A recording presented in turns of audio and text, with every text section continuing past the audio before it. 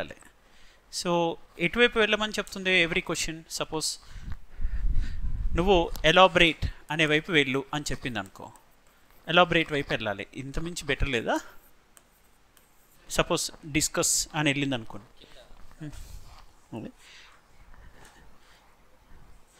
Okay okay discuss అని ఉంది అనుకోండి. సపోజ్ డిస్కస్ అంటే డిస్కస్ డైరెక్షన్లో వెళ్ళాలి. Elaborate, elucidate, suppose explain,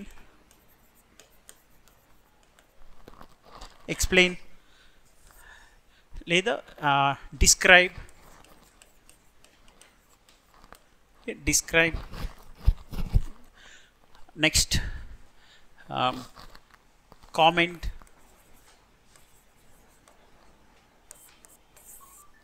comment కాకుండా మీరు ఎవాల్యుయేట్ అని విని ఉంటారు. If you see recent question papers you can observe all these directive words: evaluate, next analyze, analyze. Let's say any other directive word from your end? Critically is a prefix and suffix for everything, okay, except discuss one. అంటే critically అని evaluate చేయమనొచ్చు, critically analyse చేయమనొచ్చు. అది పక్కన పెడితే general directive words ఇంకా assess, ఎగ్జామైన్, అసలు ఎగ్జామైన్, right? ఇవన్నీ directive words. Let's come to this directive word and later we can discuss others. I will take one example first. Any one example, any incident. Let's consider 1857 revolt. Now you are attending Modern India, right? I think 1857 revolt hasn't come yet. Let's understand now.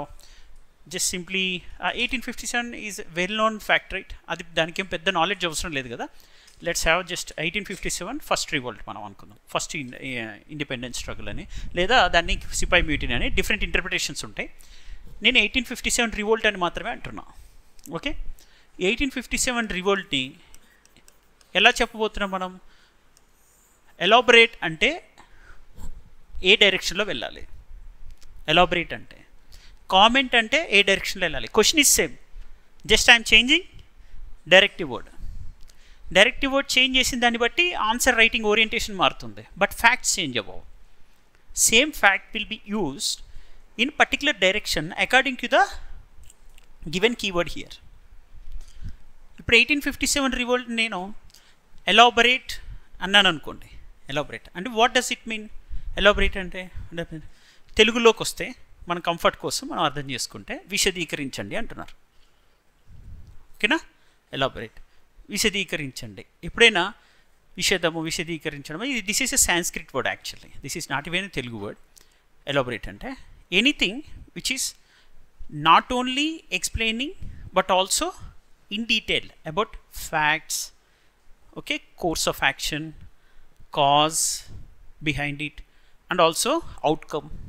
ఇన్ని డీటెయిల్స్కి వస్తాయి అన్నమాట. Detailed explanation అంటే ఇప్పుడు 1857 revolt అన్నప్పుడు elaborate అంటే ఎక్కడ start చేయాలి? నేను హిస్టారికల్ కంటెక్స్ట్ చెప్పాలి, దాని కాజెస్ చెప్పాలి, దాని కోర్స్ ఆఫ్ యాక్షన్ చెప్పాలి, దాని తర్వాత దాని అవుట్కమ్ ఏంటో చెప్తాము. ఇలా ఎలాబరేట్ చేస్తాం. ఎలాబరేట్ అంటే ఆ 1857 గురించి detailed explanation. Okay, general explain అంటే కూడా ఇదంతా రాయొచ్చు, కానీ బట్ జనరల్ ఎక్స్ప్లెయిన్లో ఏముంటుంది మనకి? లిస్ట్ అవుట్ చేయడం, ఇన్సిడెంట్ వైజ్గా, ఇయర్ వైజ్గా ఇలా ఇలా ఇలా జరుగుతూ వచ్చింది, ఈ రీజన్స్లో జరిగింది, వీళ్ళు లీడర్స్ అని చెప్తే అది లిస్ట్ అవుట్ చేస్తూ ఎక్స్ప్లెయిన్ చేసినట్టు. ఎక్స్ప్లెయిన్ చేయడం అంటే ఏంటి? సింపుల్గా okay, 1857 revolt, historical context, the participating personalities and the reasons in which it had shown impact, okay, and final course of action, justification, that's it అని సింపుల్గా చెప్తే చాలు. అంతే తప్ప దానికి కాజ్ ఏంటని, దాని అవుట్కమ్, అందులో ఇంకా ఇంకా డీటెయిల్డ్గా దాన్ని నెరేషన్ ఇవ్వడం, కోర్స్ ఆఫ్ యాక్షన్ పైన నెరేషన్ ఇవ్వడం, ఇంత డీటెయిల్గా చేయక్కర్లా. ఎక్స్ప్లెయిన్ అనేది ఒక ట్రైలర్ అయితే ఎలాబొరేట్ సినిమా అనుకోవచ్చు మన కంఫర్ట్ కోసం. ఓకేనా? జస్ట్ సింపుల్గా గ్లిమ్స్ ఇస్తావు, లేదు గ్లిమ్స్ ఇవ్వడమే కాదు డీటెయిల్గా ప్రతి సీన్ గురించి ఎక్స్ప్లెయిన్ చేస్తావు, అది ఎలాబొరేట్ అవుతుంది. ఎలిసిడేట్ అన్నా ఎలాబొరేట్ అన్నా రెండు సేమ్, డిస్క్రైబ్ ఎక్స్ప్లెయిన్ అన్నా రెండు సేమ్. ఈ రెండు వివరించమంటున్నారు, ఈ రెండు విశదీకరించు లేదా విపులీకరించు. వాట్ ఈస్ ఇంకా నీకు ఈజీగా అర్థం కావాలంటే యూ మైట్ హ్యావ్ అండర్స్టాండ్. ఎప్పుడైనా మనం జాగ్రఫీ వింటున్నాము లేదా జనరల్ సైన్స్ వినుంటాము, జాగ్రఫీలో లేదా జనరల్ సైన్స్లో యూ అన్న పదం వచ్చి ఉండొచ్చు కదా, యుకారియాట్స్ ప్రొకారియాట్స్ అని కదా. అంటే మనకి ఏమని అర్థం? యుకారియట్ ఏ పొర లేకుండా ఓపెన్గా చూపించడం, ఓపెన్గా డిస్ప్లే చేయడం యూ అనేది. అంటే మనకి చర్మం పైన సర్ఫేస్ క్లియర్గా కనిపించేటట్టుగా యూ అనేది వస్తుంది కదా. అంటే దాని అర్థం ఏంటి? యూ అంటే it is like in detailed presentation. ఇప్పుడు గ్రాఫికల్ రిప్రజెంటేషన్లో చెప్పడం, ఇప్పుడు నాకు నార్మల్గా చెప్పడం కాకుండా ఇంకా డిస్ప్లే చేసి చెప్పడం క్లియర్గా. ఇప్పుడు నీకు ఒక ఐఎంఆర్ ఉంది, ఇన్ఫాంట్ మోర్టాలిటీ రేట్.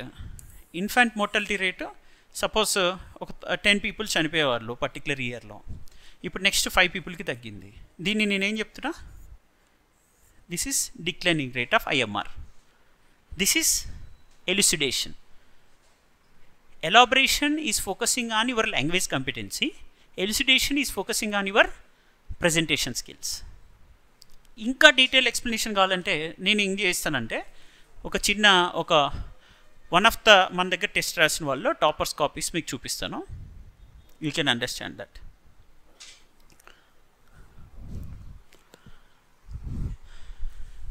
చూసారా ఇది? This is called elucidation. Elucidation అంటే తేట తెల్లంగా చెప్పడం. దేని మీద బేస్ అయ్యింది? ఇది ప్రజెంటేషన్ మీద కదా. ఇందాక నేను ఒక గ్రాఫ్ వేసాను. జనరల్గా మనం ఏం చెప్తాము? IMR has been decrease by this point అని చెప్తాం. ఓకే, ఇక్కడ ఏం చెప్తున్నాను నేను?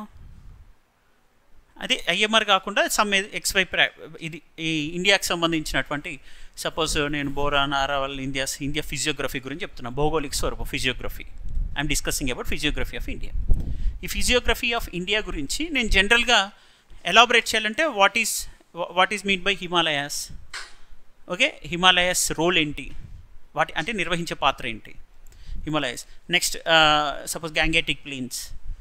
Okay, contribution of Gangetic plains, ఇట్లాంటివి నేను చెప్తాను. అదే ఎలాబొరేట్ చేయడం. ఇప్పుడు ఎలాబొరేట్ మాత్రమే కాకుండా ఇక్కడ ఏం చేస్తున్నాను నేను? ఎలిసిడేట్ అంటే ఎలాబొరేషన్లోనేమో నేను డీటెయిల్ ఎక్స్ప్లెనేషన్ చేస్తున్నా, నెరేట్ చేస్తున్నా. ఎలిసిడేషన్లో I'm presenting it more lucidly. Lucidity elucidate. Lucid అనే ఆబ్జెక్ట్, ఇప్పుడు ఇది గ్రీక్ లాటిన్, ఇంకా కొంచెం ఈజీగా ఉంటుంది. మీరు చూడండి, లూసిడ్ అంటే లూసిడ్. ఇప్పుడు ఒక లూసిడ్ ఆబ్జెక్ట్ అంటే మీరు యాడ్ చూస్తుంటారు, కామిక్ యాడ్. ఒక అతను ఇలా నడుచుకుంటూ వెళ్ళిపోతాడు, సడన్గా అద్దం తగిలి పడిపోతాడు. అంటే ఆ అద్దం ఉందా లేదా అనే డౌట్ ఉంటుంది, అంటే which is very very transparent. So lucid అంటే very pure form, very transparent అన్నట్టు అర్థం. సో ఎలిసిడేట్ చేసి చెప్పమంటే ఏమర్థం? This is how is this presentation? Lucidity ఉందా లేదా ఇందులో? లూసిడేషన్ ఉందా లేదా? అది. సో ఇలా చెప్పడం. మనం రాసే ఎలాబొరేషన్కి ఈ లూసిడిటీకి మధ్య చిన్న డిఫరెన్స్ అనేది చెప్తున్నా అంతే. ఈవెన్ ఎలిసిడేషన్లో కూడా నీకు ప్రజెంటేషన్ స్కిల్ లేకపోయినా నువ్వు డీటెయిల్ ఎక్స్ప్లెనేషన్ చేసినా ఫైన్, డీటెయిల్ ఎక్స్ప్లెనేషన్ చేసిన. బట్ డీటెయిల్డ్ ఎక్స్ప్లెనేషన్కి మించి కొంచెం నువ్వు చేసే అవకాశం ఉంటే it will definitely give you an edge of extra half mark. Ultimately hard work చేసిన ఎక్స్ట్రా హాఫ్ మార్క్ ఇవ్వాలా లేదా పర్సన్కి? అవి ఇవ్వాల్సిన నెసెసిటీ ఎగ్జామినర్కి మనం క్రియేట్ చేస్తాం ఈ టైప్ ఆఫ్ ప్రజెంటేషన్ వల్ల. సో ఈ ప్రజెంటేషన్ స్కిల్స్లో ఇంకొకటి ఒకసారి చూడండి. Suppose I'm discussing about Gandhara Mathura. Recently even UPSC has asked several times and recent Telangana public service commission the first question is about Gandhara Mathura. Okay, if somebody is discussing about Gandhara Madhura, how is this presentation skill? This is lucid. You are talking about from draperies and curly hair. Okay, అలాంటివన్నీ నువ్వేదో చెప్తున్నావు. ఇంకా some other, look at this presentation. Creating graphical presentation. Always this lucid approach is very much important for all kinds of directive words. lucid approach, examine చేయమన్నా lucidగా చెప్పావు అంటే presentation skills బాగుండేలా చెప్తున్నాం. Simple. lucidity means nothing but best presentation of the information. Information అందరి దగ్గర same ఉంది, but presentation ఎవరు బెటర్గా చేయగలుగుతారో, lucidity ఎవరికి బెటర్గా ఉంటుందో వాళ్ళకి ఎక్కువ మార్క్స్ వస్తాయి. This is what information is same for every one. ఇప్పుడు న్యాచురల్గా మీరు ఇదే ఆన్సర్ రాయగలరు. ఇందులో మాస్టర్ సైన్స్ లేదు. ఒక గుడ్ గవర్నెన్స్లో ఏముంటాయని అడిగితే భూమి మీద ఎవరైనా accountability, transparency, rule of law అనే చెప్తారు కదా. ఆ చెప్పేది ఎలా ఉంది ఇక్కడ చూడండి, మీరు అబ్జర్వ్ చేయండి. This should be participative, responsible, equity and inclusivity, efficiency. ఇది ఎలా చేశారో పిరమిడల్ షేప్లో, అవునా? సో ఇంతకన్నా బెటర్గా మీరు రాయగలగాలి, లేదా దీనికి ఈక్వల్గా రాయగలగాలి అని అర్థం. అందరూ మామూలుగా 1 2 3 4 5 6 పాయింట్స్ రాస్తారు. ఇది ఎగ్జామినర్కి ఏమని అర్థం అవుతుంది? lucidity అంటే ఎగ్జామినర్కి స్ట్రెస్ తక్కువ. ఇప్పుడు ఒక పేజ్ నుంచి చదవడానికి నాకు ఎంత టైం పడుతుంది? 30 seconds. మీరు రాసే మోడల్ 1 minute అయిందనుకోండి, who will get more marks? 30 secondsలో ఫినిష్ అయిన ఈ పేపర్కి నేను ఎక్కువ మార్క్స్ వేస్తాను, రైట్? ఇది ప్రజెంటేషన్ స్కిల్స్ ఆన్సర్ రైటింగ్లో. సో ఇప్పుడు మీకు అర్థమైంది కదా lucidity వాల్యూ ఏంటనేది. ఎలిసిడేట్ అని డైరెక్ట్గా అడిగేటంటే ఇంకా బాగా చెప్పమని. ఎలిసిడేట్ అని అడగకపోయినా కూడా మిగతా డైరెక్టివ్ వర్డ్స్కి lucidగా చెప్తే ఎక్కువ మార్క్స్ వస్తాయి. That is why people should always try for better presentation skills in expressing the same information. Same ఇన్ఫర్మేషన్ని బెటర్గా ప్రజెంటేషన్ చేయడం మీద ఎక్కువ ఫోకస్ చేయాలి. ఇది ఒకసారి ఇంకొక డైరెక్టివ్ వర్డ్స్ చూద్దాం మనం.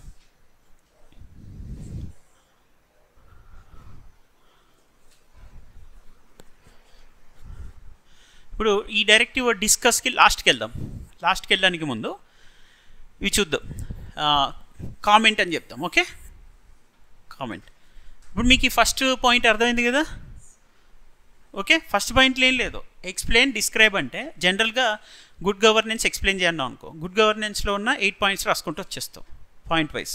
అది ఎక్స్ప్లెయిన్ చేసినట్టు ఒక్కొక్క పాయింట్ గురించి 2 lines రాస్తావు జనరల్గా. అదే నువ్వు ఎలాబరేట్ చేయమంటే దానికి ఎగ్జాంపుల్స్ ఇస్తావు, టెస్టిమోనియల్స్ ఇస్తావు. ఇదిగో రూల్ ఆఫ్ లాకి స్కాండినేవియన్ కంట్రీస్లో ఈ బెటర్ అప్రోచ్ ఉంది, ఇండియాలో కూడా ఈ రూల్ ఆఫ్ లా తీసుకురావడానికి ఈ స్కీమ్ ప్రవేశపెట్టారు, దట్స్ ఇట్ అని ఎలాబరేట్ చేస్తున్నావు. దాన్ని చెప్పే ముందు మళ్ళీ నువ్వు ఎలిసిడేషన్లో ఏం చేస్తావు? ఇంకా ప్రజెంటేషన్ స్కిల్స్, ట్రీ స్ట్రక్చర్ వేస్తావు, పిరమిడల్స్ వేస్తావు, గ్రాఫ్స్ వేస్తావు, బెటర్ రిప్రజెంటేషన్ ఇస్తావు. Okay, this is about elaborate, elucidate, explaining and everything. Next డిస్కస్కి వెళ్ళడానికి ముందు ఇటువైపు వద్దాం. కామెంట్లో ఏముంటుంది? కామెంట్ అంటే నథింగ్ బట్ మన పర్సనల్ ఒపీనియన్ కాదు. కామెంట్ అంటే it is not about expressing your personal opinion. Comment is nothing but validation. Okay, comment అంటే సింపుల్గా గుర్తుపెట్టుకునేటిది వ్యాలిడిటీ తీసుకురా. నువ్వు ఏదైనా ఒపీనియన్ చెప్పాలనుకో, నువ్వేం చెప్పాలి దాని మీద? సుప్రీంకోర్టు జడ్జిమెంట్ ఇలా చెప్పింది, నీతి ఆయోగ్ రిపోర్ట్ ఇలా చెప్పింది అని నీతి Aayog and stake holders, NGOs ఇలా రెస్పాండ్ అయ్యాయి. ఓకే, ఇలా చెప్తుంటే దాన్ని ఏమంటున్నాం మనం? వ్యాలిడిటీ తోటి ఆ కామెంట్స్, ఆ ఇంటర్ప్రిటేషన్ని చెప్తున్నాం. కామెంట్ అంటే ఏ కామెంటరీ పాస్డ్ బై సుప్రీంకోర్టు అంటాం. కామెంట్ అంటే nothing but interpretation. Okay, supreme court ఈ విధంగా వ్యాఖ్యానించింది అంటారు, అవునా కదా? వ్యాఖ్యానించిందంటే ఏంటి? ఇంటర్ప్రిట్ చేసింది. ఇంటర్ప్రిట్ చేసింది ఎవరు? నువ్వు నీకు నచ్చినట్టుగా చేసింది కాదు. ఒక national crime record bureau data, WHO data, WHO opined, WHO has commented and Supreme Court judgment has recently mentioned this అని రాస్తే అదేమంటున్నావు? నువ్వు ఇచ్చినటువంటి క్వశ్చన్కి కామెంట్. 1857 రివోల్ట్ కామెంట్ అన్నా, ఇందాక చెప్పిందే. దానికే వద్దాం, డైరెక్టివ్ వర్డ్ మారుస్తున్నాం అంతే. ఎలాబరేట్ దగ్గర 1857 రివోల్ట్లో ఏం చేస్తాను నేను? ఇండియా మ్యాప్ వేస్తాను. ఇండియా మ్యాప్ వేసిన తర్వాత ఇక్కడ లక్నోలో ఎవరు, గాజియాబాద్లో ఎవరు, నెక్స్ట్ అవధ్లో ఎవరు అని లిస్ట్ వేస్తాను. ఆ లొకేషన్స్ వేసి అక్కడ ఉన్న నేమ్స్ రాస్తాను, ఎవరెవరు ఫ్రీడమ్ ఫైటర్స్ ఉన్నారు. సో బీహార్లో కున్వర్ సింగ్ ఉంటాడు అని నేమ్ రాస్తాను అక్కడ. అది మ్యాప్ వేసి చెప్తాను, ఎలిసిడేషన్ చేసి అలా చెప్తే అది 1857 రివోల్ట్ ఎలిసిడేట్ అన్నదానికి ఆన్సర్. ఇప్పుడు 1857 రివోల్ట్ ఏం చెప్తున్నాను నేను? కామెంట్ అన్నా. కామెంట్ అంటే అప్పుడు ఏమేమి చెప్పాలి 1857 రివోల్ట్ పైన? Suppose Veer Damodar Savarkar has opined, had opined by that time that it was the first freedom struggle అన్నాడు. అంటే ఇది ఎవరు చెప్పింది? అది కామెంట్ చేసిందే కదా. Whose comment it was? It is not yours, it is not your personal interpretation with them. But Britishers in their chronicles mention 1857 revolt as Sipai mutiny. This is also comment. So comment అన్నప్పుడు మనం ఏం చెప్తున్నాం? Compulsory different stake holders నుంచి express అయిన ఒపీనియన్స్ని mention చేస్తాం. That is called comment. Commentaries passed by different stake holders. Who are the stake holders for sepoy mutiny for 1857 revolt? Sipais, British administration, military, British chronicles, and also the historical chronicles by Indians who wrote. Those were the stakeholders, right? Indians, Sipai, historians, వాళ్ళ administrative chronicles ఇవి కదా. వాళ్ళ stake holders express చేసిన ఒపీనియన్స్కి authentic information. So authentic information to bring validity to the various opinions expressed by different stakeholders. Okay, వివిధ stake holders express చేసిన ఒపీనియన్స్కి authentic validity తీసుకొచ్చే పాయింట్సే నేను రాయాలి. నా సొంత పాయింట్స్, నా సొంత ఒపీనియన్స్ని ఎక్స్ప్రెస్ చేయకూడదు. అలా ఉంటే దాన్ని ఏమంటాం మనం? సింపుల్గా కామెంట్. ఇప్పుడు అర్థమైందా? మళ్ళీ ఒకసారి 1857 రివోల్ట్ ఎగ్జాంపుల్ తీసుకున్నాం, ఇంకేదైనా తీసుకో.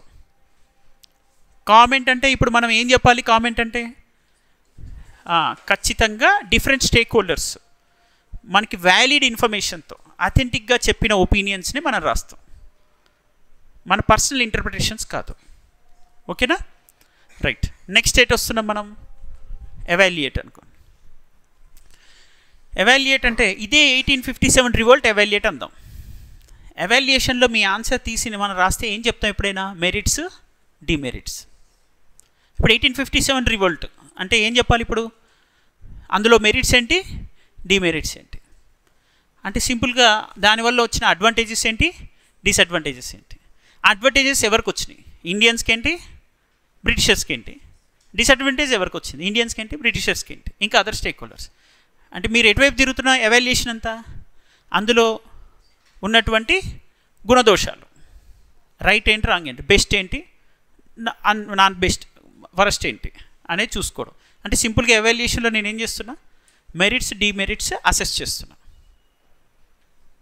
అంతేనా? రైట్. సో ఇప్పుడు నీకు అసెస్ అంటే కూడా ఎవాల్యుయేట్ అండ్ కామెంట్ మిక్స్డే, పెద్దగా కష్టపడేది ఏం లేదు. అసెస్ అంటే ఏంటిది? ఇక్కడ డైరెక్ట్ వర్డ్. అసెస్ చేయడం అంటే ఏంటి? వెయిట్ చేస్తున్నాం.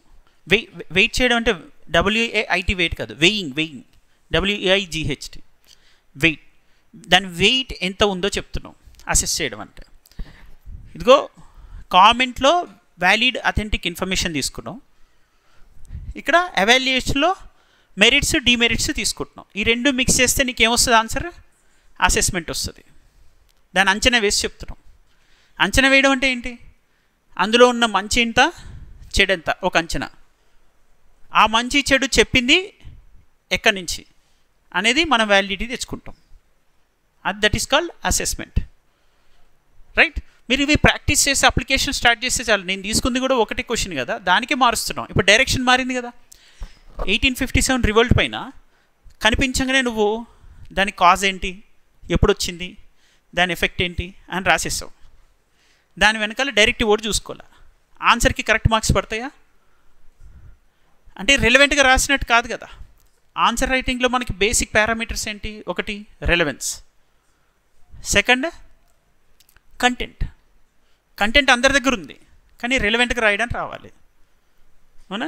ఇప్పుడు మీ అందరికీ 1857 రివోల్ట్ తెలుసు, కంటెంట్ ఉంది, బట్ రిలవెంట్గా రాయడం రాదు. రిలవెంట్గా ఎందుకు రాదు? అక్కడ అడుగుతున్న డైరెక్షన్లో మనం వెళ్ళట్లా, మనం వేరే డైరెక్షన్లో వెళ్తున్నాం. మీకు హైదరాబాద్ మొత్తం తెలుసు, ఓకే, కానీ మీరు దిల్సుఖ్నగర్ రమ్మంటే కూకట్పల్లి వెళ్తున్నారు, అంటే తప్పు డైరెక్షన్లో వెళ్తున్నారు.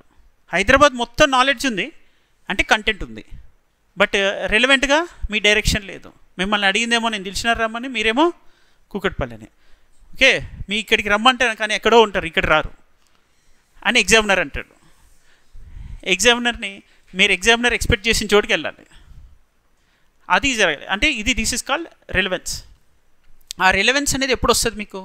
డైరెక్షన్ తెలిస్తే, డైరెక్టివ్ వర్డ్ తెలిస్తే. That is called these are keywords అనడానికి డైరెక్టివ్ వర్డ్కి కొంచెం డిఫరెన్స్ ఉంటుంది, అది చెప్తా మీకు. Every directive word is a keyword, but every keyword is not directive word. Simple. కీవర్డ్స్కి ఏముందని, కీ అంటే ఏంటిది? Very crucial, critical. ఇప్పుడు నేను మీకు సొసైటీ ఆన్సర్ రాస్తున్నా సెక్యులరిజం అనే క్వశ్చన్ మీదనే. సెక్యులరిజం అనే క్వశ్చన్ మళ్ళీ కాన్స్టిట్యూషన్ పేపర్ 2లో కూడా రాస్తున్నా, comparison of Indian constitution scheme with other countries. ఈ మన కంట్రీలో సెక్యులరిజం ఫ్రెంచ్లో ఉన్న సెక్యులరిజంతో డిఫరెన్స్ ఎట్లా అని పేపర్ 2లో అడిగా. అదే ఇక్కడ వచ్చిన తర్వాత పేపర్ 1లో మన కంట్రీలో ఉన్న సెక్యులరిజం వెస్ట్రన్ కంట్రీలో సెక్యులరిజం తేడా అయిందని అడిగా. అక్కడ కూడా సేమ్ క్వశ్చనే. పేపర్ 1లో సొసైటీ, పేపర్ 2లో పాలిటీ. ఈ రెండిట్లో కీవర్డ్స్ మారుతాయి. అంటే ఎట్లా మారడం? మన దగ్గర సొసైటీలో ఆన్సర్స్ వచ్చేసరికి diversity, pluralism, accommodation, acceptance, assimilation, peaceful coexistence ఇలాంటివి వస్తాయి. డైరెక్ట్ ఒక 6 టర్మ్స్ చెప్పాను కదా, ఈ కీవర్డ్స్ అంటారు వీటిని. దాని రిలేటెడ్ జార్గన్, ఆ సబ్జెక్ట్కి సంబంధించిన పరిభాష. అంటే తెలుగులో చెప్పాలంటే వైవిధ్యత, బహుళత్వం, ఓకే, ఇలా యాక్సెప్టెన్స్ అంటే ఆమోదయోగ్యత, ఇట్లా అసిమిలేషన్, వివిధ సమ్మేళనం, ఇలా పదాలు వస్తాయి సొసైటీలో. అదే పేపర్ 2లో వచ్చేసరికి ఎటువైపు మారిపోతుంది మళ్ళీ? ఆర్టికల్ 25, 28 ఉంది ప్రిన్సిపల్ డిస్టెన్స్. ప్రిన్సిపల్ డిస్టెన్స్ అంటే అన్ని మతాలతోటి ఈక్వల్గా ఉంటుంది డిస్టెన్స్లో, దేన్ని ఎక్కువ చేయదు తక్కువ చేయదు. Okay, strict separation of state and religion అక్కడ వెస్టర్న్ కంట్రీస్ మధ్య. అంటే అక్కడ వాడుతున్న టర్మ్స్ పాలిటీ టర్మ్స్, అంటే రాజకీయ వ్యవస్థకు సంబంధించిన పరిభాష. ఇది సమాజానికి సంబంధించిన పరిభాష. కీవర్డ్స్ అట్లా వాడతాం. ఇప్పుడు అర్బనైజేషన్ వచ్చింది, పట్టణీకరణలో కీవర్డ్స్ వాడుతున్నాం. పేపర్ 1లో ఏ టైప్ ఆఫ్ కీవర్డ్స్ వాడతాం? Commodification, commercialisation, impact of globalisation on human relations, human society, ఆ పర్స్పెక్టివ్లో వెళ్తుంది అది in urban areas. Okay, ghettoisation, gated కమ్యూనిటీస్లో అప్పర్ క్యాస్ట్ అంతా ఒకవైపు ఉంటారు. ఓకే, గేటెడ్ కమ్యూనిటీస్ ఎక్కువగా అప్పర్ క్యాస్ట్ ఉంటారు, ఇట్లాంటిది ఉంటుంది. సొసైటీ డివిజన్ అనేది అర్బన్ క్లాస్ డిఫరెన్స్, ఇటువైపు ఆలోచిస్తుంది సొసైటీ. అవునా? కాస్మోపాలిటనిజం, అర్బన్ సొసైటీ, ఇదంతా అటువైపు ఉంది. పేపర్ 2లో అర్బనైజేషన్ అన్న అనుకో అది గవర్నెన్స్లో వస్తుంది. గవర్నెన్స్లో వస్తే అది ఎటువైపు వస్తుంది? స్మార్ట్ సిటీస్ అన్నో కదా, ఇప్పుడు గ్రీవెన్స్ రిడ్రెసల్ మెకానిజం తీసుకురావడము, శ్యామ్ ప్రసాద్ ముఖర్జీ రూర్బన్ మిషన్ మీదనో ఇట్లా రాస్తాం. అక్కడ దేని మీద? గవర్నెన్స్లో transparency, accountability and corruption non corruption initiatives మీద ఫోకస్ చేస్తాం, యాంటీ కరప్షన్ ఇనిషియేటివ్స్ పైన గవర్నెన్స్కి వచ్చి. అక్కడ అర్బనైజేషన్ వచ్చేసరికి ఏమో నేను చెప్పిన schemes, policies and 74th 73rd constitution amendment acts మీద డిస్కషన్ జరుగుతుంది. ఇక్కడ అర్బనైజేషన్కి వచ్చేసరికి సామాజిక కోణంలో చర్చ జరుగుతుంది. ఆ సామాజిక పరిభాష వస్తుంది, సోషల్ పర్స్పెక్టివ్లో డిస్కషన్ జరుగుతుంది. Are getting what I'm saying? Keywords అంటే simply what? Conceptual terms. This concept is related to society, that concept is related to governance. ఈ కాన్సెప్చువల్ టర్మ్స్ మధ్య అండర్స్టాండింగ్ ఉంటే అప్పుడు మీ ఆన్సర్ రైటింగ్లో ఏముంటుంది? రిలవెంట్గా రాయడానికి వస్తుంది. ఇప్పుడు నేను సొసైటీలో సెక్యులరిజం క్వశ్చన్ అడిగినప్పుడు ఆర్టికల్ 25 ఫ్రెంచ్లో అట్లుంది, లేకపోతే ఇక్కడ ఎట్లుంది, ప్రిన్సిపల్ డిస్టెన్స్ ఉంది, అన్న పాలిటీ రాస్తున్నా. సెట్ అయిందా ఆన్సర్? మీరు అనుకుంటారు రిలవెంటే రాసే అనుకుంటారు. అక్కడ రిలవెన్స్ వస్తుందా? రావట్లేదు కదా. మీరు జస్ట్ అబ్జర్వ్ చేయండి, మీరు ఇంటరాక్ట్ అయితేనే కదా నాకు అర్థమవుతుందో లేదో తెలుస్తుంది. Just understand basic things. Answer writing కావాల్సిన ఫండమెంటల్స్లో ఫస్ట్ ఏం కావాలి మనకి? అరే జస్ట్ డైరెక్షన్ ఏముంది, క్వశ్చన్ ఏం అడుగుతుంది, క్వశ్చన్ డైరెక్షన్ చెప్పిన ప్రకారం వెళ్తాం. సెకండ్ ఏంటి? ఏ పేపర్ రాస్తున్నాం, సొసైటీయా, పాలిటీయా, గవర్నెన్సా, ఏంది కథ, అటువైపు వెళ్తాం. ఆ పేపర్కి సంబంధించిన సబ్జెక్ట్ జార్గన్ ఉంటుంది, కీవర్డ్స్ అవే యూజ్ చేస్తాం. ఇవి అట్లా ఇట్లా యూజ్ చేయం, ఇంటర్మిక్స్ చేయం అనవసరంగా, కన్ఫ్యూజ్ కాం.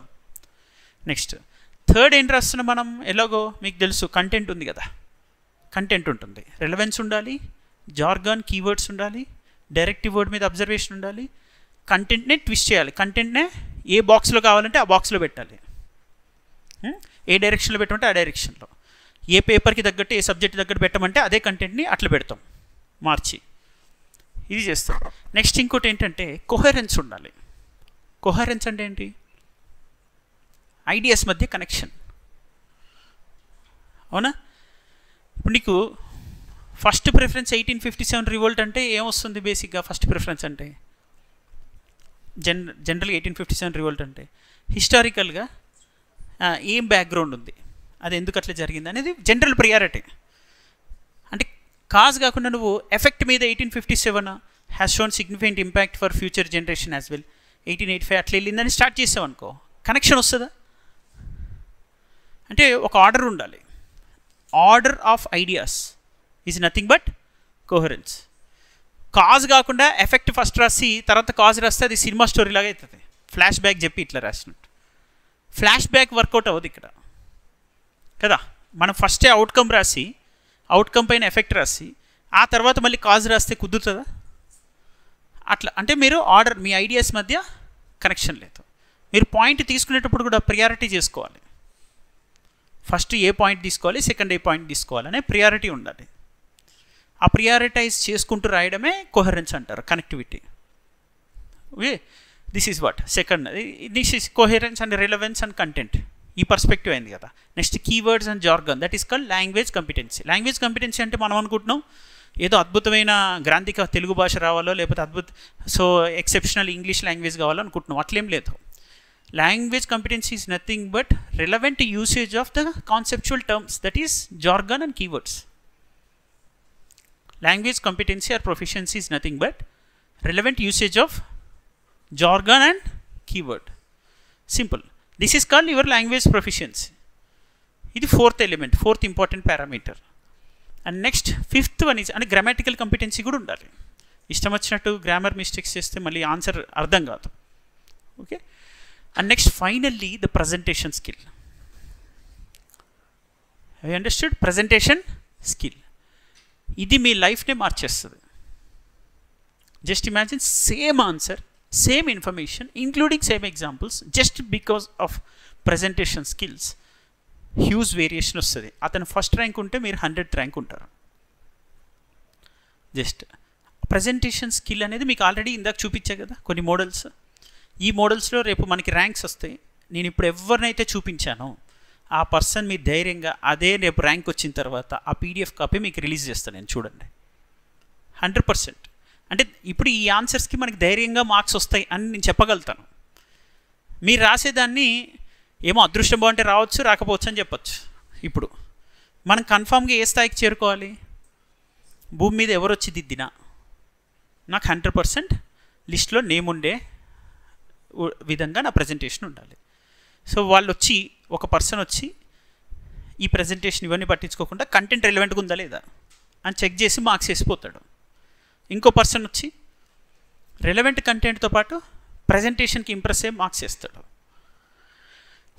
ఇంకో పర్సన్ కొంచెం కంటెంట్ డైల్యూషన్ ఉన్న, ప్రజెంటేషన్ ఎక్స్ట్రాడినరీ ఉంది, లాంగ్వేజ్ కాంపిటెన్సీ ఉందని చెప్పి మార్క్స్ వేసి వెళ్తున్నాడు. అంటే ఇప్పుడు మనకి ఏమర్థం అవుతుంది? Person to person half mark variation కనిపిస్తుంది. సబ్జెక్టివ్ ఎలిమెంట్ ఉంటుంది, not like objective exam in multiple choice question based prelims. So క్వశ్చన్కి మధ్య హాఫ్ మార్క్ వేరియేషన్ ఎటుపోతుంది? 20 క్వశ్చన్స్ ఉంటాయి. 20 క్వశ్చన్స్లో వాడికి మనకి డిఫరెన్స్ ఎంత వస్తుంది? 10 మార్క్స్ 15 మార్క్స్ వేరియేషన్ కనిపిస్తుంది తెలియకుండానే. పేపర్లో 10-15 మార్క్స్ వేరియేషన్ ఉంటే ఎన్ని మార్క్స్ వేరియేషన్ ఉంటుంది? ఎన్ని పేపర్స్ ఉన్నాయి మనకి? GS 1, 2, 3, 4 and optionals 2 and essay and మొత్తం 7 పేపర్స్ ఉన్నాయి. మెయిన్ మెరిట్ బేస్ మీద ఉన్నవి. ఈ 7 పేపర్స్ మనకి మెయిన్స్లో ఉన్న వాటిల్లో వేరియేషన్ అనేది ప్రతి పేపర్లో 10-15 మార్క్స్ ఉంటాయి. ఎంత కనిపిస్తుంది అక్కడ వేరియేషన్? అప్రాక్సిమేట్గా 100 మార్క్స్, 90 నుంచి 105 మార్క్స్లో వేరియేషన్ ఉంటుంది ఈజీగా. 100 మార్క్స్ వేరియేషన్ అంటే మీరు పక్కగా గమనించండి.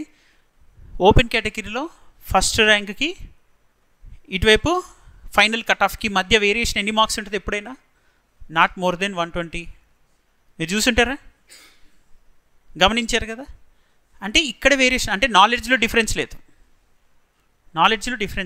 ఇక్కడ ఎక్కడ డిఫరెన్స్ వస్తుంది?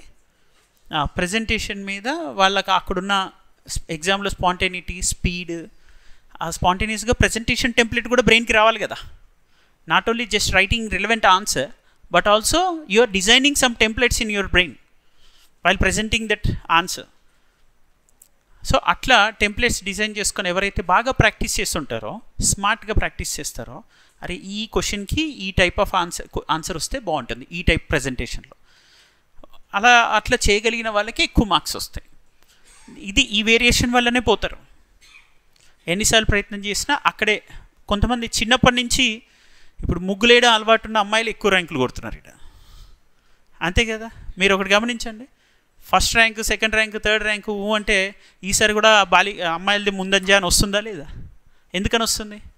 మెడిసిన్ చదువుకున్న వాళ్ళకి వస్తుంది అప్పుడప్పుడు. కొంతమంది మంచి హ్యాండ్ రైటింగ్ ఉన్నవాళ్ళు, ప్రజెంటేషన్ ఉన్నవాళ్ళు, రైటింగ్ అంటే ఎక్స్ట్రాడినరీ రైటింగ్ కాదు, జస్ట్ ప్రజెంటేషన్ లూసిడ్గా ఉంటుంది, ఈజీ ఉంటుంది, ఫ్లో ఉంటుంది. ఆ ఫ్లో అంటే నథింగ్ బట్ కోహరెన్స్, కనెక్షన్ ఉంటుంది ఐడియాస్ మధ్య. వీళ్ళ వల్ల మార్క్స్ ఎక్కువ వస్తాయి. అరే అర్థమవుతుందా మీకు? ఇంత సింపుల్గా ఉంది, సింపుల్గానే ఉంటుంది నిజం చెప్పాలంటే. మీరు యాక్చువల్ వర్క్ ఎప్పుడు స్టార్ట్ అవుతుంది చెప్పనా మీకు? క్లాస్లో కాదు, క్లాస్ అయిపోయిన తర్వాత స్టార్ట్ అవుతుంది. యాక్చువల్ ప్రిపరేషన్ మనకి క్లాస్ వినంగానే అయిపోతుంది అనుకుంటున్నాం, కానీ అది చాలా తప్పు. యాక్చువల్ ప్రిపరేషన్ ఎప్పుడు స్టార్ట్ అవుతుంది? క్లాస్ అయిపోయిన తర్వాత మీ కంటెంట్ని ఎంత ఎఫెక్టివ్గా ప్రజెంట్ చేయగలుగుతున్నాం అనే స్కిల్ ఎన్హాన్స్మెంట్ మీద డిపెండ్ అయ్యి మీ యాక్చువల్ ప్రిపరేషన్ స్టార్ట్ అవుతుంది. This is what actual self mentorship, peer mentorship is required. మన ప్రజెంటేషన్లో ఉన్న వేరియేషన్స్ ఇప్పుడు మీరు ఇన్ని చెప్పాను కదా మీకు. ఎలాంటివి ఉన్నాయంటే ఇక్కడ మోడల్స్ మీరు చూస్తే,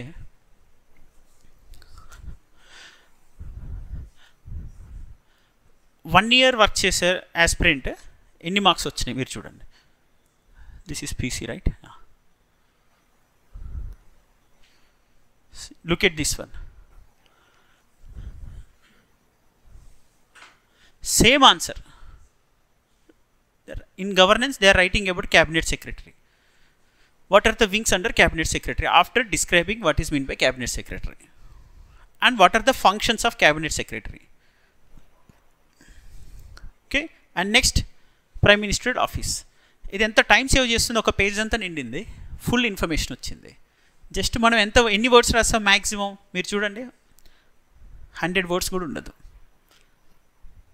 మనకి ఎంత full information within 100 words. ఒక ఎగ్జాంపుల్స్ ఇంకా మీరు చూస్తే ఇక్కడ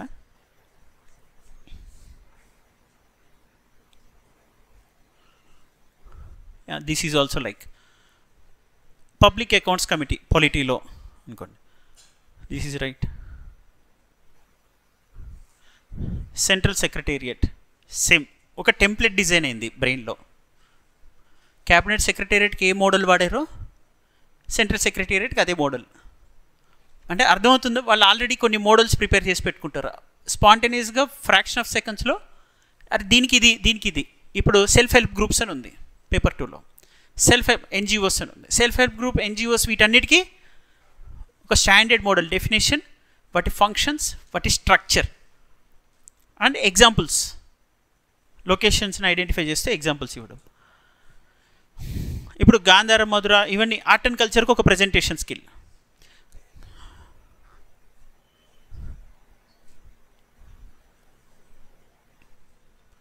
so this is some art and కల్చర్కి ఈ మోడల్స్ని ఎక్కువ వాడారు. ఇవి ప్రాక్టీస్ చేయడం, వాటికి ఈ మోడల్స్ ఎక్కువ వాడారు. క్వశ్చన్స్ డిఫరెంట్ క్వశ్చన్స్, బట్ ఒక స్ట్రక్చర్ బిల్డ్ అయింది, మోర్ ఆర్ లెస్ సిమిలర్గా కనిపిస్తుంది ప్రజెంటేషన్లో. ఇక్కడ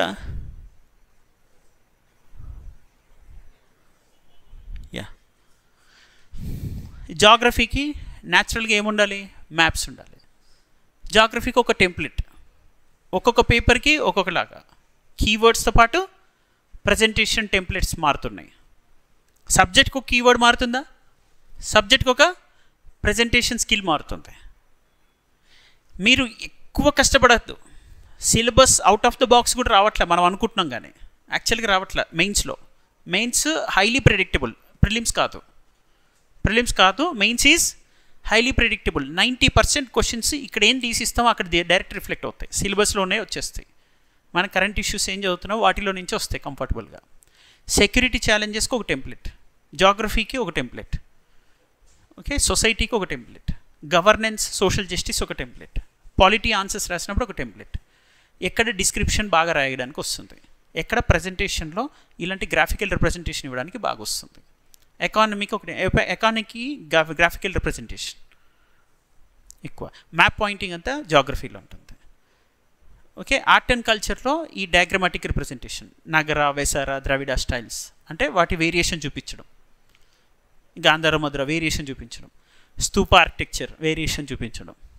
అందులో అకెమేనియన్ ఆర్కిటెక్చర్కి ఇక్కడ ఉన్న అశోకన్ పిల్లర్స్కి మధ్య ఉన్న కంపారిజన్ కాంట్రాస్ట్ క్వశ్చన్ వచ్చినప్పుడు ఎట్లా రాయాలి.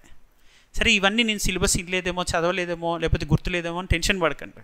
ఎలాగో మీరు వింటున్నప్పుడు మళ్ళీ ఎవరైతే స్టార్టింగ్ ఇప్పుడు ఫౌండేషన్లో ఉన్నారో ఫస్ట్ వాళ్ళు ప్రిపరేషన్లో ఎక్కువ తొందరగా చదవాలనో, లేట్ అవుతుందనో, లేదా నాకు రావట్లేదనో అనే ఆవేశపడకూడదు అసలు. ఎందుకంటే definitely it will take 6 months to 9 months time. ఎందుకంటే మీకు కంప్లీట్గా ఇంటర్లింకింగ్ ఉన్న ఏరియాస్ కదా, ఒకటేసారి ఆ కంప్లీట్ అండర్స్టాండింగ్ రాదు. ఇప్పుడు నేను అర్బనైజేషన్ అన్నప్పుడు గవర్నెన్స్ పర్స్పెక్టివ్లో అని ఇక్కడని చెప్తున్నాను, మీకు ఆ ఇంటర్లింకింగ్ అనేది ఇప్పుడే ఇమ్మీడియట్లీ రావాలంటే రాదు. టోటల్ సిలబస్ అయితేనే ఆ కాన్ఫిడెన్స్ బిల్డ్ అవుతుంది. మళ్ళీ కరెంట్ ఇష్యూస్ తోటి అప్డేట్ చేసుకుంటూ వెళ్తుంటేనే కాన్ఫిడెన్స్ బిల్డ్ అవుతుంది. ఇదేమి మాస్టర్ సైన్స్ కాదు, అర్థం కాంది కాదు. దీన్ని టోటల్ ఓవర్వ్యూ తెచ్చుకోవడానికి టైం పడుతుంది. ఇప్పుడు నేను మీకు ఓన్లీ మీకు ఇప్పుడు జరుగుతుంది ఇండియన్ ఎకానమీలో బేసిక్స్ చెప్తున్నారు అనుకోండి, బట్ మనం ఎస్ఏ ఆన్సర్ రాయాలనుకోండి, ఇప్పుడే డిస్కస్ చేస్తే మీకు ఎకానమిక్ పర్స్పెక్టివ్లో ఇప్పుడు థింక్ చేయడం రాదు. ఆ ఎకానమిక్ పర్స్పెక్టివ్లో మొత్తం సిలబస్ అయిన తర్వాత మీకు వస్తుంది, వచ్చే వరకు వెయిట్ చేయాలి. You need some patience.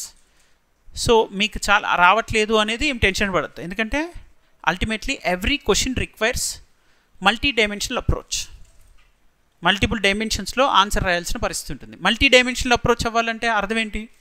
You need to understand the entire syllabus holistically, comprehensively. ఆ కాంప్రెన్సివ్ అండర్స్టాండింగ్ ఆఫ్ సిలబస్ రావడానికి మీకు 1 year టైం పడుతుంది, 6 months to 1 year ఆ ఫౌండేషన్ అనేది రావడానికి. ఆ foundation once it starts interacting with you, అంటే మీతోటి ఈ పర్స్పెక్టివ్లో థింక్ చేయి, ఇలా థింక్ చేయి అని మీతో ఆ ఇంటరాక్షన్ స్టార్ట్ అయినప్పుడు, అనాలిసిస్ అనేది ఇంట్రాస్పెక్షన్ కూడా మీ మనసులో వస్తున్నప్పుడు ఆటోమేటిక్గా మీకు మల్టీ డైమెన్షనల్ అప్రోచ్ వస్తుంది. ఇప్పుడు సపోజ్ మనం జాగ్రఫీ చదువుతున్నాం, క్లాస్లో చెప్తుంటారు ఫ్యాకల్టీ అయినప్పటికీ, 2017లో క్వశ్చన్ ఉంది, మాన్సూన్ ఎకనమిక్ సిగ్నిఫికెన్స్ అని పేపర్ 1లో ఎలా ఇంపాక్ట్ చూపిస్తుందని అని అనుకోండి. అప్పుడు మీరు ఎలా రాస్తారు? ఇది జూనో స్పేస్ క్రాఫ్ట్ మీద అడిగారు సపోజ్ 2017 or 2018 సపోజ్, లేదా ఈ క్వశ్చన్ అడిగినప్పుడు మీరు ఎలా రాయాల్సి వస్తుంది? అప్పుడు మీకు సైన్స్ అండ్ టెక్నాలజీ అవ్వలేదు ఇంకా, ఓకే, మీకు ఇంకా ఎకానమీ అవ్వలేదు, ఇక్కడేమో జాగ్రఫీ నడుస్తుంది. ఈ జాగ్రఫీలో హ్యూమన్ ఎకనామిక్ జాగ్రఫీ ఉంది, మాన్సూన్ ఎఫెక్ట్ ఎకానమీ మీద ఉంది అని చూపించేటప్పుడు అగ్రికల్చర్ ఇంపాక్ట్ అవుతుంది, అగ్రికల్చర్ అలైడ్ ఇండస్ట్రీస్ ఎఫెక్ట్ అవుతాయి, అండ్ ఎక్స్పోర్ట్ సెక్టర్ ఎఫెక్ట్ అవుతుంది, ఇన్ఫ్లేషన్ ఎఫెక్ట్ అవుతుంది. ఇవన్నీ మీరు ఇప్పుడు రాయలేరు ఇక్కడ, మల్టీ డైమెన్షనల్ ఇంటర్లింకింగ్ అప్రోచ్. ఇప్పుడు రాయలేకపోయినంత మాత్రాన మీకేమీ రాలేదు అనుకోవద్దు. Very soon you will understand what are the required dimensions while writing geographical concepts in the initial stage. In the later part of the answer you will be mentioning other dimensions. For ప్రస్తుతం నువ్వు geography మీద రాస్తూ ఉంటావు, తర్వాత economy concepts interlink చేయడం ఫ్యూచర్లో మెల్లగా start అవుతుంది. ఒక 2-3 months తర్వాత ఎకానమీ కాన్సెప్ట్స్ విన్నప్పుడు వాటికి, ఎందుకంటే అక్కడ అగ్రికల్చర్ ఎకానమీ ఉంది మీకు పేపర్ 3లో. Farm subsidies, public distribution system and farm subsidies, farmers మీదే ఎఫెక్ట్ అవుతున్న దాంట్లో ముఖ్యంగా ఫార్మ్ పాలసీస్ ఉంటాయి, పేపర్ 2కి సంబంధించిన పాలసీ ఉంటుంది, పేపర్ 1కి సంబంధించిన జియోగ్రఫికల్ ఆస్పెక్ట్ ఉంటుంది, క్రాపింగ్ ప్యాటర్న్ ఉంటుంది. క్రాపింగ్ ప్యాటర్న్ మనకి పేపర్ 3లో ఉంది, అవునా?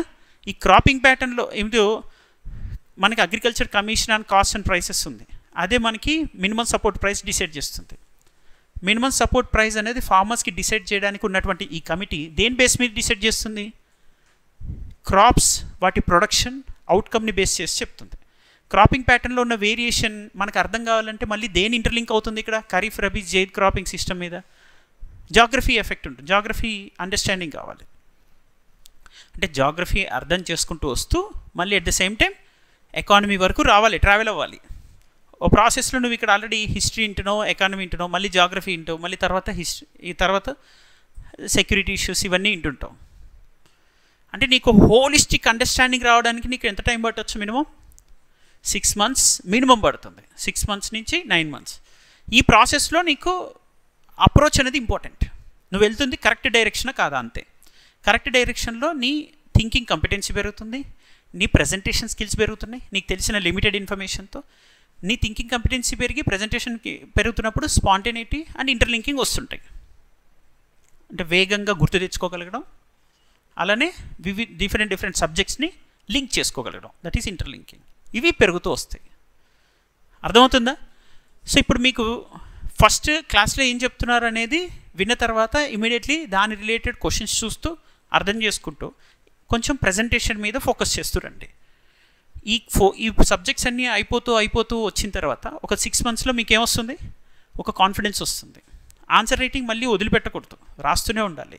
రాసినంత మాత్రాన అప్పుడే మాకు టోటల్గా కాంప్రహెన్సివ్గా రావాలని కూడా పూర్తిగా ఎక్స్పెక్ట్ చేయడానికి రాదు.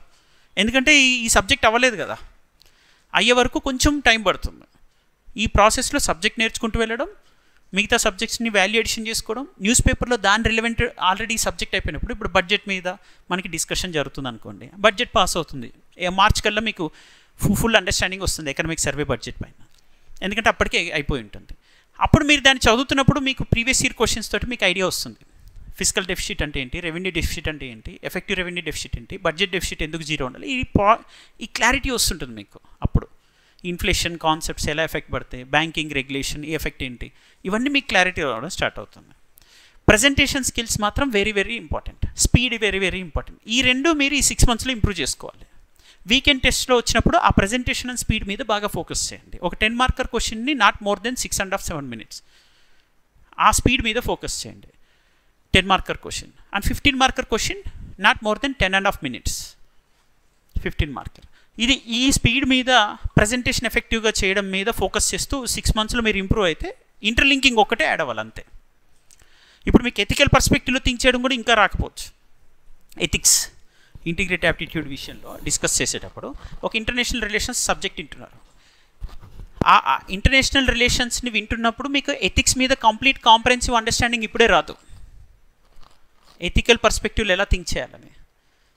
ఆ ఎథిక్స్ క్లాస్ అవుతున్నప్పుడు మళ్ళీ మీరు ఐఆర్ వినేసి ఉంటారు కదా, అప్పుడు మీకు గవర్నెన్స్ వినేసి ఉంటారు. సిటిజన్ చార్టర్ ఏంటి, రైట్ టు ఇన్ఫర్మేషన్ యాక్ట్ ఏంటి, ఇవన్నీ వినేసి మళ్ళీ మీరు ఇక్కడ వచ్చి విజిల్ బ్లోవర్స్ ప్రొటెక్షన్ అంటే ఏంటి అవన్నీ వినేసి ఉన్నారు అక్కడ. ఇక్కడ వచ్చి వీటిని యాంటీ కరప్షన్ ఇనిషియేటివ్స్ అవన్నీ అప్లై చేస్తూ ఎథికల్ పర్స్పెక్టివ్లో థింక్ చేస్తుంటారు. అప్పుడు మళ్ళీ మీ గవర్నెన్స్ ఆన్సర్స్లో గతంలో రాసిన ఆన్సర్ కన్నా ఇప్పుడు ఇంకా బెటర్గా రాస్తారు. ఈ వీకెండ్ టెస్ట్లో గవర్నెన్స్ క్వశ్చన్స్ వస్తే ఆన్సర్స్ రాస్తుంటారు, మీరు అందులో ఇంకొంత ఎన్రిచ్మెంట్ తగ్గుతుంది. ఎన్రిచ్మెంట్ అంటే ఇంకొంచెం value added information, extra dimension అనేది తగ్గుతుంది ప్రజెంట్. ఫ్యూచర్లో ఎథిక్స్ ఇంటిగ్రిటీ యాప్టిట్యూడ్ అయినప్పుడు అప్పుడు మళ్ళీ ఇవే గవర్నెన్స్ క్వశ్చన్స్కి ఆన్సర్స్ రాస్తే ఇంకొంచెం ఎన్రిచ్మెంట్ పెరుగుతుంది. అర్థమైందా? ఇది. సో ప్రస్తుతం మనం ఫోకస్ చేయాల్సినవి ఒక్కొక్క సబ్జెక్ట్కి ఒక్కొక్క టైప్ ఆఫ్ టెంప్లెట్స్ డిజైన్ చేసుకుంటూ ఇలా మనం రాస్తూ ఉంటాము, రైట్? ఈ రాసే విధానాన్ని మనం డెవలప్ చేసుకోవడానికి మనం చేయాల్సింది ఏం లేదు. క్వశ్చన్ చూసిన వెంటనే డైరెక్షన్ చూడాలి, రిలవెంట్ ఏ సబ్జెక్ట్కి రిలవెంటో చూసుకోవాలి, ప్రజెంటేషన్ టెంప్లెట్ డిజైన్ అవ్వాలి బ్రెయిన్లో.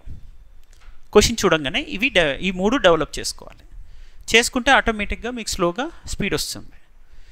ఖచ్చితంగా ఒక యావరేజ్ స్టూడెంట్తో కూడా పర్ఫెక్ట్గా మనం చెప్పిన సౌండ్ని క్యాచ్ చేస్తే యావరేజ్ స్టూడెంట్తో మనం ర్యాంక్ కొట్టించవచ్చు.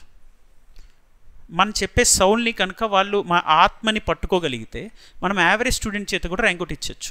ఇది చేయడానికి ఎక్స్ట్రాడినరీ స్కిల్స్ అవసరం లేదు కదా, సింపుల్ కాన్సెప్ట్సే మనం ఈజీగా ర్యాంక్ కొట్టించవచ్చు.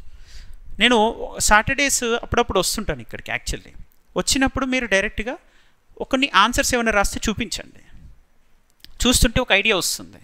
మెంటర్స్కి చూపించండి, ఇక్కడ చూపిస్తుంటే ఒక ఐడియా వస్తే నేను మళ్ళీ మీకు చెప్పడానికి వస్తుంది. ఇంకొకటి మనం ఇంకొక 2-3 డైమెన్షన్స్ మనం డైరెక్టివ్ వర్డ్స్ని చూద్దాం. చూసిన తర్వాత ఇంకా కంప్లీట్ అండర్స్టాండింగ్ వస్తుంది. అనలైజ్ అండ్ ఎగ్జామైన్ దగ్గర ఆగాం. ఓకే, ఈ 2 అర్థమైన తర్వాత మనకి డిస్కస్ అర్థం కావడానికి పెద్ద టైం ఏం పట్టదు. అనలైజ్ అంటే సింపుల్గా అంటే మీరు different parts of the questions చూడాలి. క్వశ్చన్లో ఉన్న డిఫరెంట్ పార్ట్స్ చూడాలి. ప్రతి పార్ట్ని అడ్రస్ చేయాలి. చివరి ఎండింగ్లో ఏం చెప్పాలి మనం, దాన్ని సమ్మరీ ఇవ్వాలి, దాన్ని సమ్మరైజ్ చేసి చెప్పాలి. This is called analysis. Lysis అంటే ఏంటి, మనం విశ్లేషించడం తెలుగులో. ఓకే, ఎలక్ట్రోలైసిస్ అని వినుంటారు కదా, H+OH- అయిపోయిన తర్వాత చివరికి ఏంటి, ఆ కాన్సన్ట్రేటెడ్ ఎలిమెంట్ని మనం చూపిస్తాం కదా. అట్లనే ఇది కూడా ఏం చేయాలి, అదొక పార్ట్ ఇదొక పార్ట్, విశ్లేషించిన తర్వాత అన్నీ కలిపి సంగ్రహించి చెప్తాం, సంగ్రహ సమాచారం. దట్ ఈస్ సమ్మరీ అనేది. ఇది ఎట్లా అంటే, సరే different parts of the question అంటే ఎట్లా అన్నట్టు, ఇప్పుడు 1857 రివోల్ట్ తీసుకుందాం. నేను ఇందాక చెప్పింది ఆ ఒక్క క్వశ్చన్, అదే పాయింట్ మీద మనం డైరెక్షన్ మారుస్తాం. ఈ 1857 రివోల్ట్లో what are the different parts, ఈ క్వశ్చన్లో డిఫరెంట్ పార్ట్స్ ఏమున్నాయి, డిఫరెంట్ పార్ట్స్. ఫస్ట్ పార్ట్ ఏంటి, first 1857 historical background is one part. Second part ఏంటి, కాజెస్. థర్డ్ పార్ట్ ఏంటి, course of action. Fourth part ఏంటి, అవుట్కమ్. ఫిఫ్త్ పార్ట్ ఏంటి, ఇంపాక్ట్. సిక్స్త్ పార్ట్ ఏంటి, వాటి way forward or conclusion. Summary చేయడం, మొత్తం summarise చేసి చెప్పడం. అంటే ఎన్ని పార్ట్స్ ఉన్నాయో అన్ని పార్ట్స్ని అడ్రస్ చేయడం, as many parts as possible. ఇలా అడ్రస్ చేస్తే దాన్ని ఏమంటాం మనం, అనలైజ్ చేసామని అర్థం. అంటే addressing each part of the question and summarising at the end is called analysis. Have you got? Addressing each part of the question and summarising at the end. క్వశ్చన్లో, ప్రశ్నలో ఉన్న ప్రతి భాగాన్ని మనం అర్థం చేసుకోవాలి, చివరిగా దాన్ని సంగ్రహించి చెప్పాలి. This is called analysis. Okay, next ఏం చెప్తున్నాం మనం, ఎగ్జామైన్. This is called establishment of facts. Establishing facts. Facts establish చేయడం అంటే ఏంటి, ఫ్యాక్ట్స్ ఎస్టాబ్లిష్ అంటే ఇప్పుడు ఎగ్జామైన్, నువ్వు పరీక్షించ, నేను నీ బాడీని ఎగ్జామైన్ చేయమన్నాం, డాక్టర్ చెప్పాడు బాడీ ఎగ్జామైన్ అంటే ఏం చెప్పాలి, నీ బాడీలో రెడ్ బ్లడ్ సెల్స్ ఎంత, వైట్ బ్లడ్ సెల్స్ ఎంత, ఓకే, ఇవన్నీ చెప్పాలి. ఇవన్నీ చెప్పి దానిలో రిపోర్ట్ ఇస్తాం, ఇక ఇంత కాన్సన్ట్రేషన్లు ఇవి ఉన్నాయని. ఇవన్నీ ఫ్యాక్ట్స్ నువ్వు ఎస్టాబ్లిష్ చేస్తున్నావు. This is called examination. పరీక్షించమంటే ఏం చెప్పాలి, నిర్ధారణ చేయడం, పూర్తిగా వాస్తవాలతోటి నిర్ధారించి చెప్పడం. That is called examination. ఇప్పుడు 1857 రివోల్ట్ ఉంది, ఇందాక చెప్పినట్టు, దాన్ని ఎగ్జామైన్ చేయమన్నా. ఇప్పుడు ఏం చెప్తారు ఎగ్జామైన్ చేయమంటే, 1857 రివోల్ట్ ఇన్సిడెంట్ ఫస్ట్ ఎక్కడ జరిగింది, ఓకే, అండ్ ఆ జరిగిన విషయం ఎవరు చెప్పారు, ఓకే, ఆ జరిగిన తర్వాత స్లోగా దాని పరిణామం ఏంటి, కాన్సిక్వెన్స్ ఏంటి, దాని నెక్స్ట్ అవుట్కమ్, ఇమ్మీడియట్ ఎఫెక్ట్ ఏంటి, అది దాని క్రొనాలజీ ఆఫ్ ఇన్సిడెంట్స్ ఏంటి, ఇయర్ ఏంటి, పర్సన్స్ ఇన్వాల్వ్ ఎవరు, ఏ రీజియన్లో అని ఏం చెప్తున్నావు, ప్రతిదీ ఫ్యాక్చువల్గా చెప్తున్నావు. ఫ్యాక్ట్స్ని నువ్వు ఇన్వెస్టిగేట్ చేసి చెప్తున్నావు. అర్థమైందా? So investigate or inspect to establish the facts of the question. That is called examination.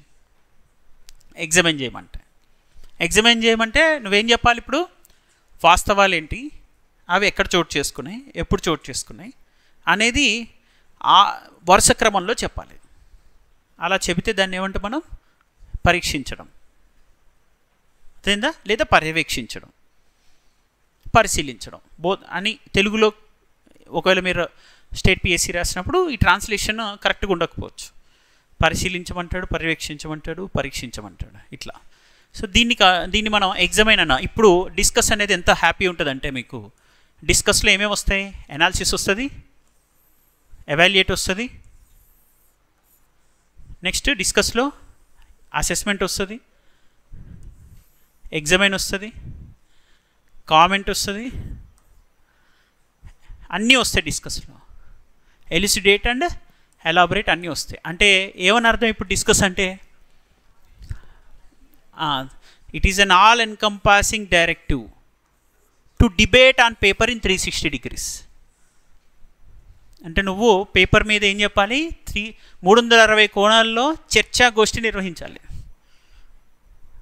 Discuss అంటే ఇక్కడి నుంచి నేను ఇందాక చెప్పా కదా, ఏమంటా దిల్సుఖ్నగర్ పొమ్మన్నా, నువ్వేమంటావు? నడిచి వెళ్తా అంటావు, సైకిల్ దొక్కుతా అంటావు, బస్ ఎక్కుతా అంటావు, మెట్రో ఎక్కుతా అంటావు. ఈ మోడ్ ఆఫ్ ట్రాన్స్పోర్టేషన్ ఒకటి. నెక్స్ట్ ఏమంటావు? మళ్ళీ ఎప్పుడు స్టార్ట్ అవుతుందని చెప్తావు, ఫ్యాక్ట్స్ ఎగ్జామిన్ చేస్తావు ఇక. ఓకే, నడిచి వెళ్తే ఎంత టైం పడుతుంది, సైకిల్ ఎక్కితే ఎంత టైం పడుతుంది, అట్లని. ఓకే, గల్లీల్లో షార్ట్ కట్ పోతే ఇట్లా. అంటే నువ్వు డిస్కస్ అంటే దానిలో ప్రోస్ కాన్స్ కూడా, ప్రోస్ కాన్స్, ఇంకా దాన్ని క్రిటిసిజం కూడా. ఇట్లా పోతే తప్పు, అట్లా పోతే రైట్ అని. అంటే డిస్కస్లో ఏమొస్తాయి మీకు? అన్నీ వస్తాయి. Discuss is called mini essay. అది డిస్కషన్ ఇస్తే మీకు కొంచెం ఫ్రీడమ్ ఉంటుంది. ఓకే, అనాలిసిస్ చేయొచ్చు, కామెంట్ చేయొచ్చు, ఎవాల్యుయేట్ చేయొచ్చు. అంటే దానిలో మెరిట్స్ డిమెరిట్స్ చెప్పుకోవచ్చు, దాన్ని అసెస్ చేసి చెప్పచ్చు, ఫైనల్గా దాన్ని సమ్మరైజ్ చేసి కూడా చెప్పచ్చు. ఇలా. ఇప్పుడు ఇందులో ఇంకేమన్నా డైరెక్టివ్ వర్డ్స్ ఉన్నా కూడా అవి మీకు దీని పర్స్పెక్టివ్లో అర్థం చేసుకుంటే ఈజీ. మీరు రాసే ప్రయత్నం చేయండి. ఇంకేమైనా ఇందులో కొత్త డైరెక్టివ్ వర్డ్స్ ఏమైనా ఉన్నాయా మీకు తెలుసుకోవాల్సినవి? Anything you want me to discuss?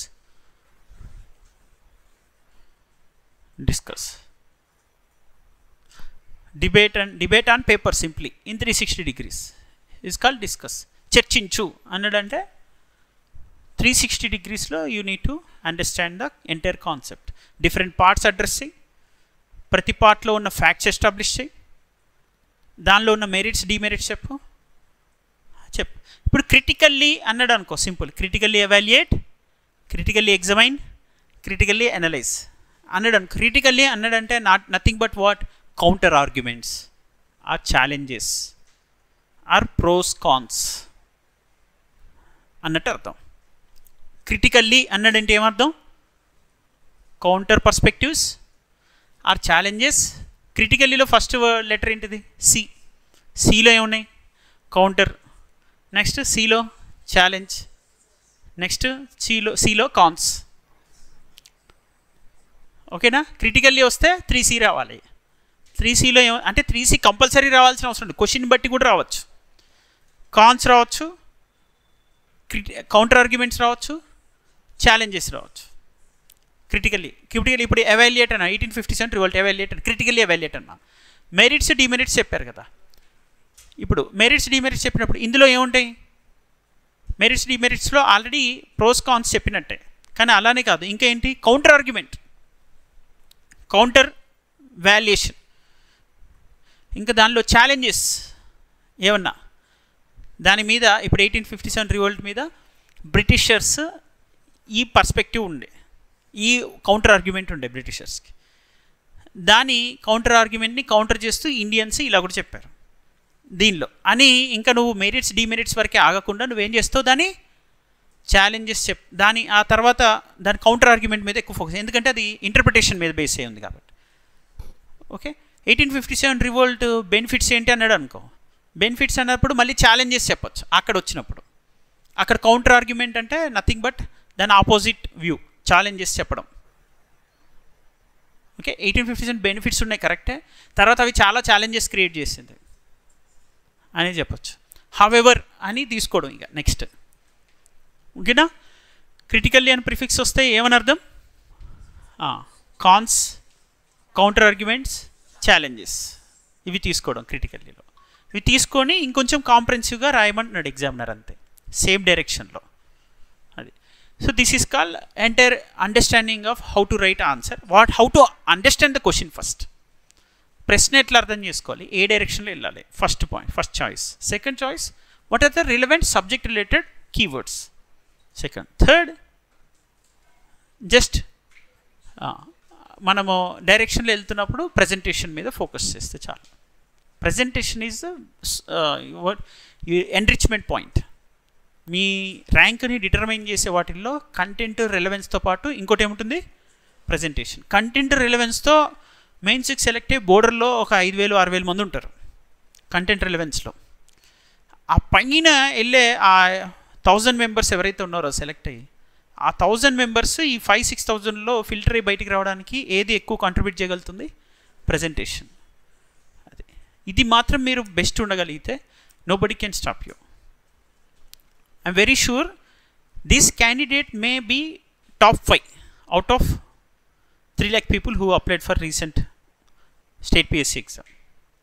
Top 5లో ఉండడానికి స్కోప్ ఉంటుంది ఇప్పుడు నేను చెప్పిన కాపీస్లో. ఇంకా మంచి కాపీస్ ఉన్నాయి, there are 3-4 more copies.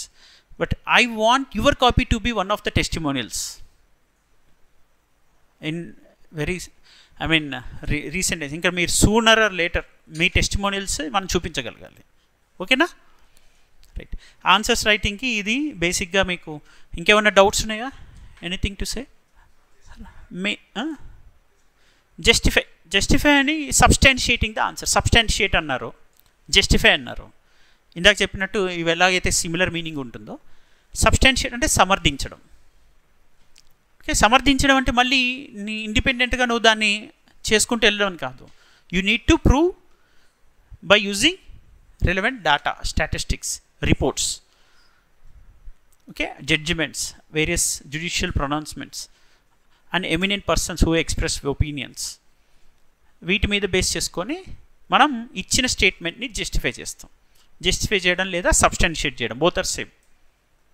Substantiate.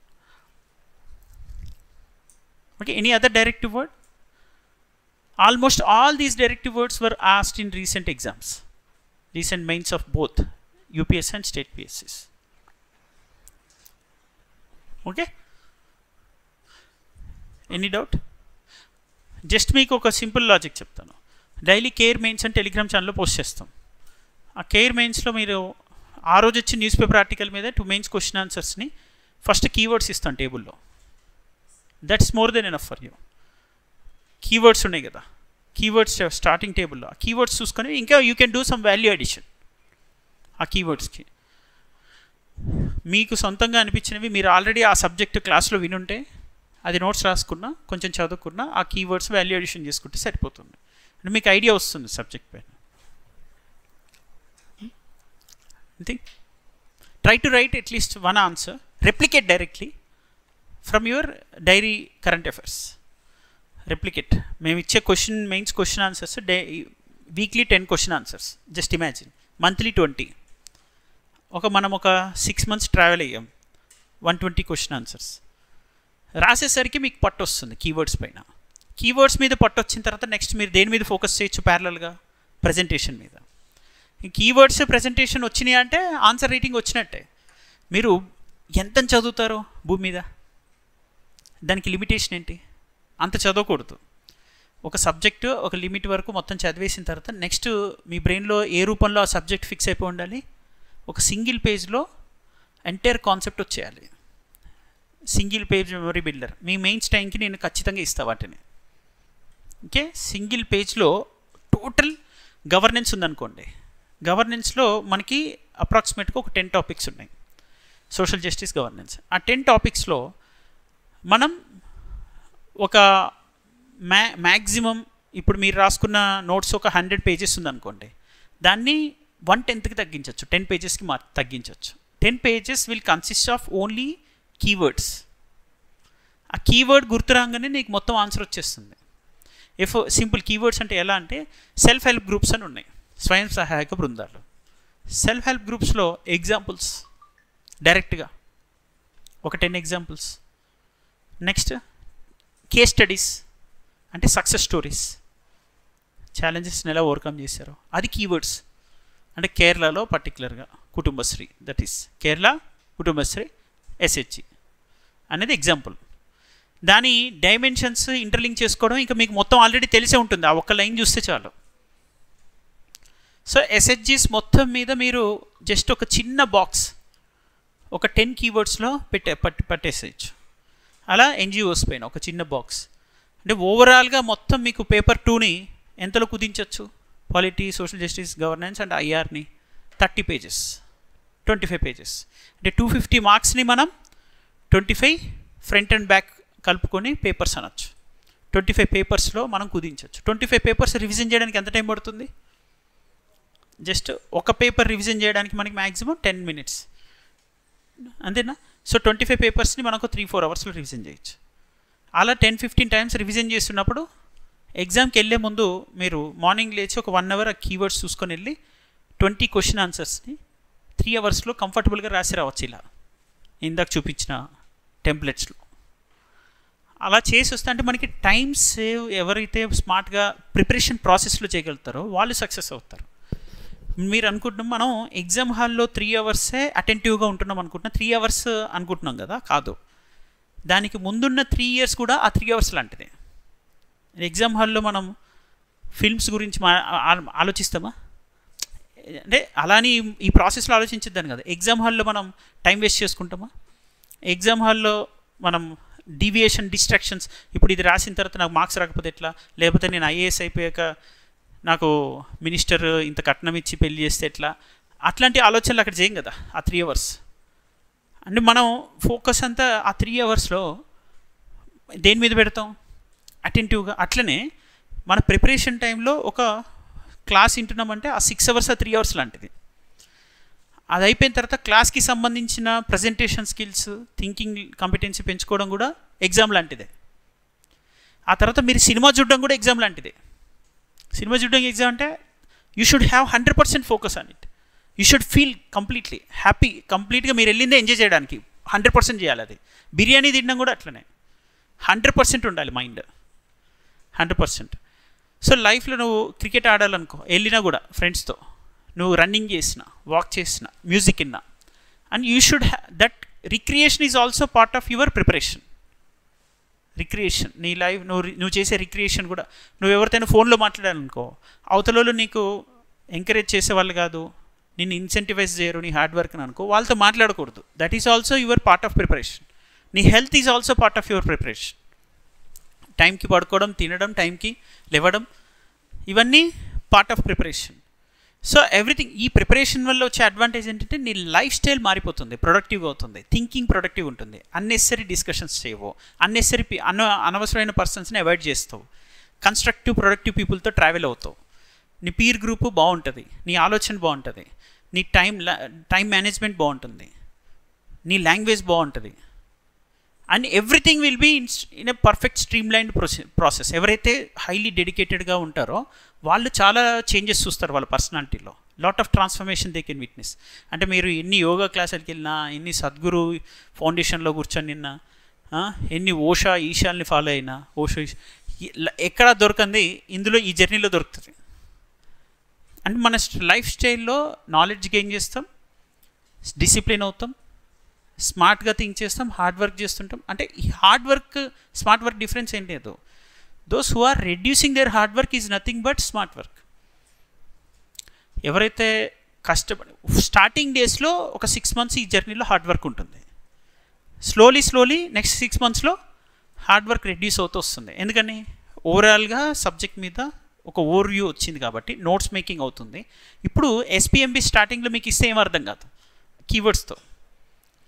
Total subject అయిన తర్వాత రివిజన్ స్టేజ్లో షార్ట్ నోట్స్ ఫామ్ అవుతుంటుంది. షార్ట్ నోట్స్ ఫామ్ అయ్యేటప్పుడు సబ్జెక్ట్స్ని ఇంటర్లింక్ చేసుకోవడం వస్తుంటుంది. ఆ ఇంటర్లింకింగ్లో ఇంకా షార్ట్ కట్స్లో ఇంకా సింగిల్ పేజ్గా దాన్ని కన్ఫైన్ చేసుకోవడం రావడం స్టార్ట్ అవుతుంది. ఆ ఎండ్ స్టేజ్లో ఆ 1 year తర్వాత వచ్చిందే మీ స్మార్ట్ వర్క్. ఇనిషియల్ డేస్లో ఈ hard work foundation for that smart work. ఈ ఫౌండేషన్లో మీరు ట్రావెల్ అయితే ఆ స్మార్ట్ వర్క్ అనేది ఈజీగా వస్తుంది చేతికి. అంతే.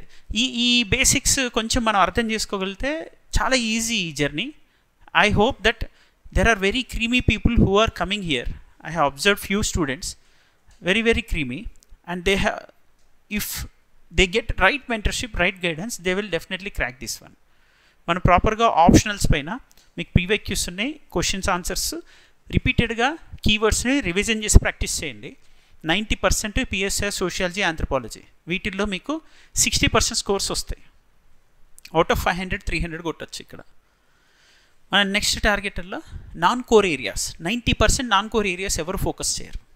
అంటే మనం అనుకుంటున్నాం ఇప్పుడు పేపర్ 3 ఉంది, ఎకానమీ, 6 questions వచ్చినాయి, and remaining 14 questions disaster management, environment, SNT, security challenges. ఈ 14 నాన్ కోర్ ఏరియాస్, వీటిని కరెక్ట్గా ఫోకస్ చేయొచ్చు. ఓకే, మళ్ళీ వీటి వెయిటేజ్ కూడా ఎక్కువ ఉండదు. ఇప్పుడు ఎస్ఎన్టీ మొత్తం క్లాసెస్ 30 hours కూడా పట్టదు. 30 hours మీకు ఒక 4 question answers. సెక్యూరిటీ ఛాలెంజెస్ కూడా అంతే, 30 hours. అంటే ఎక్కువ ఎఫర్ట్ లేకుండా ఎక్కువ మార్క్స్ గెయిన్ చేసే ఏరియాస్ అవి కొంచెం లాజికల్గా. సొసైటీ ఉంది, సొసైటీ వెయిటేజ్ ఒకటి 80-90 marks వస్తుంది.